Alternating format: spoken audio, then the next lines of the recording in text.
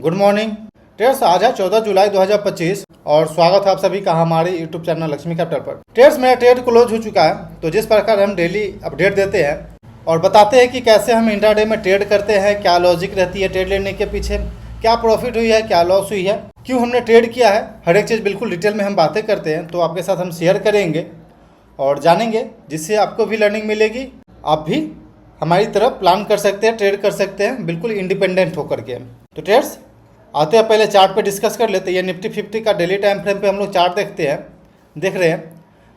Plan कैसे बनाते हैं, व्यू कैसे बनाते हैं, बाइंग करना या फिर सेलिंग करना, ये क्लियर कैसे करते हैं। तो सबसे पहले यहाँ पे हम आते हैं। ये निफ्टी का ये चार्ट देख रहे हैं आप ट्रेड्स, और एक चीज़ देखेंगे, यहाँ पे पहले रेजिस्टेंस हुआ करता, रेजिस्टेंस के बाद ब्रेकआउट आया, ब्रेकआउट के बाद देखेंगे धीरे धीरे करके हम लोग वापस इस ब्रेकआउट लेवल के पास आ चुके हैं। प्रीवियस डे का कैंडल देखेंगे तो डे लो के पास क्लोजिंग आया।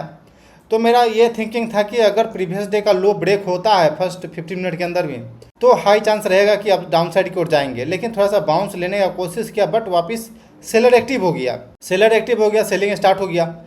यहाँ पे दिख रहा है सिंपल कि फॉल्स ब्रेकडाउन दे रहा है और ये डू और डाई वाला लेवल पे खड़ा है निफ्टी। तो सिंपल ये था कि हमें शॉर्ट साइड का ही प्लान करना है। अभी तक जब तक प्रीवियस डे हाई को नहीं ब्रेक कर देते हम लोग, तब तक हम बाइंग नहीं जाएंगे।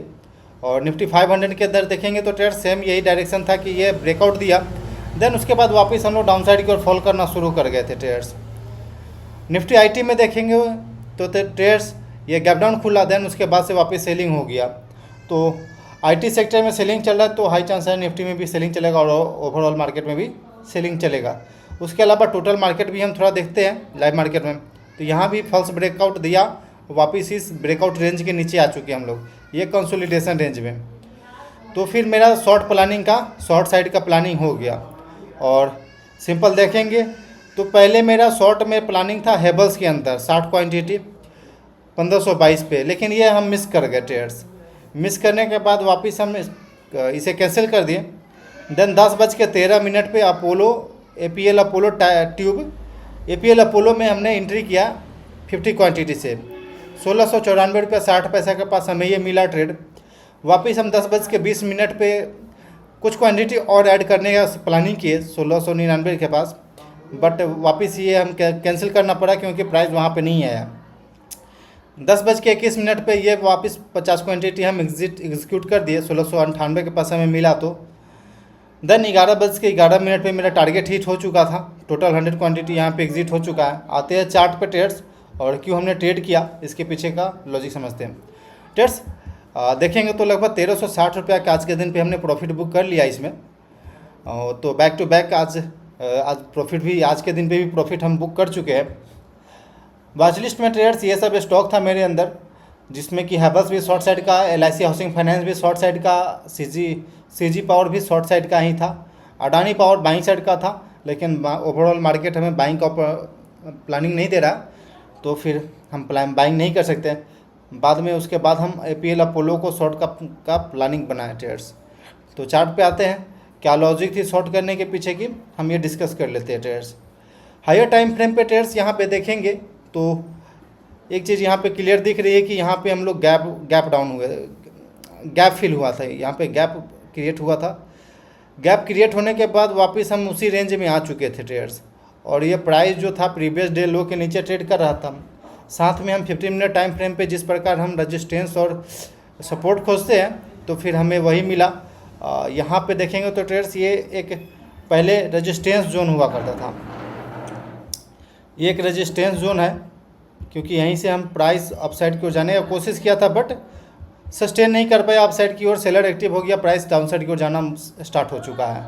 तो सिंपल हमने यहाँ से एक ट्रेंड लाइन ड्रॉ किया, जिसमें हमें ये दिख रहा था आज के दिन पे, एक सेकेंड रुकिए ट्रेड्स, 5 मिनट पे आपको क्लियर दिखा, क्योंकि 5 मिनट पे ही हमें ये ट्रेड मिला था। ओके ट्रेड्स, तो सिंपल ये हमें दिखा, ये ट्रेड यहाँ पे हमें दिख रहा है कि बार बार ये अपसाइड की ओर रेजिस्टेंस के पास आया है। यहाँ भी देखेंगे तो ट्रेड रेजिस्टेंस के पास खुले, लेकिन सेलिंग स्टार्ट हो गया। वापस हम रेजिस्टेंस के पास जाने का कोशिश किए, बट वापस सेलर एक्टिव हो गया और इसको नीचे लेकर के आ गया। देन देखेंगे आज के दिन पे भी इस रेजिस्टेंस का फेस किए हम लोग, और यहाँ से हम लोग कंसोलिडेट कर करके वापस हम डाउन साइड को जाना शुरू हो चुका थे। सिंपल हमें दिखा था ट्रेड्स यहाँ पे ब्रेकडाउन दे रहा है, ये ब्रेकडाउन के बाद ये कंसोलिडेट कर रहा था। तो आप यहाँ पे देखेंगे ट्रेड्स एक रेड एरो दिख रहा है यहाँ पे और यहाँ पे। तो यहाँ दो जगह हमने शॉर्ट साइड में प्लान किया और सिंपल यहाँ पे क्लोजिंग बेसिस पे मेरा 1705 का लगभग स्टॉप लॉस था, 1705। और आई थिंक मेरे पास ये भी था कि वीवैप के अगर ऊपर ट्रेड करना शुरू करता है तो फिर हम इस ट्रेड से एग्जिट कर लेंगे, क्योंकि ये मूवमेंट देख सकते हैं डाउन साइड से कितना अच्छा अपसाइड का मूवमेंट दिखाता है। तो बस यही थिंकिंग था। देन उसके बाद हम ट्रेड को होल्ड करते गए, वापस यहाँ से सेलिंग स्टार्ट हो गया और काफ़ी स्ट्रॉन्ग डाउन साइड की ओर दिख रहा है मूवमेंट। बट हम यहाँ पे ट्रेड से एग्जिट कर लिए इस ट्रेड को लगभग 82 के पास, 1682 के आसपास कहीं मिला हमें। यहाँ पे 1682 रुपया 70 पैसा के पास हम इस ट्रेड को एग्जिट कर दिए, क्योंकि ये ओवर साइज था मेरे हिसाब से। मेरा जो ट्रेड लेने का जो साइज होता है वो ओवर साइज हो गया था। कैश अवेलेबल कैश में भी देखेंगे लगभग 1000 के आसपास ही है और टोटल का मेरे पास रिस्क था। तो फर्स्ट प्रायोरिटी था कि अगर मान लीजिए मेरा स्टॉप लॉस हिट होता है तो वापस हमें 2-3 दिन वेट करना पड़ जाएगा नेक्स्ट डे पे। तो बस मेरा प्लानिंग था कि अगर 1300-1500 रुपया प्रॉफिट मिलेगा तो हम उसे एग्जिट कर लेंगे। तो 1360 रुपया हमें प्रॉफिट मिला और अपने अकाउंट का कैश बैलेंस देखते हुए, हर एक चीज़ देखते हुए हम ट्रेड को एग्जिट कर लिए और 1360 रुपये का प्रॉफिट बुक कर लिए। तो ट्रेड सिंपल लॉजिक था। सिंपल ट्रेड करने का पीछे लॉजिक रहता है मेरा, जो हम डेली ट्रेड यूज़ करते हैं अपने लिए, बिल्कुल हम उसी को यूज किए। ट्रेड्स यहाँ पे सिंपल ये भी देखेंगे तो ट्रेड्स ये सपोर्ट था, वापस यहाँ पे देखेंगे तो ट्रेड्स ये यहाँ पे रेजिस्टेंस के पास गए और सेलर एक्टिव हो गया। तो सिंपल यहाँ से भी ब्रेकडाउन दिख रहा है, यहाँ पे वापस रीटेस्ट भी दिख रहा है। तो फिर हमें सेलिंग साइड का ही प्लान करना था, साथ में वो गैप क्रिएट हुआ था तो हाई चांस था गैप फिल करने हम जा सकते हैं। बैक टू बैक ये लोअर हाई लोअर लो बनाते हुए डाउन साइड की ओर जा रही है। तो फिर क्लियर कट यहाँ पे दिख रहा है ओवरऑल मार्केट डाउन साइड की ओर सपोर्ट कर रही है, तो फिर शॉर्ट साइड बनता है ट्रेड्स।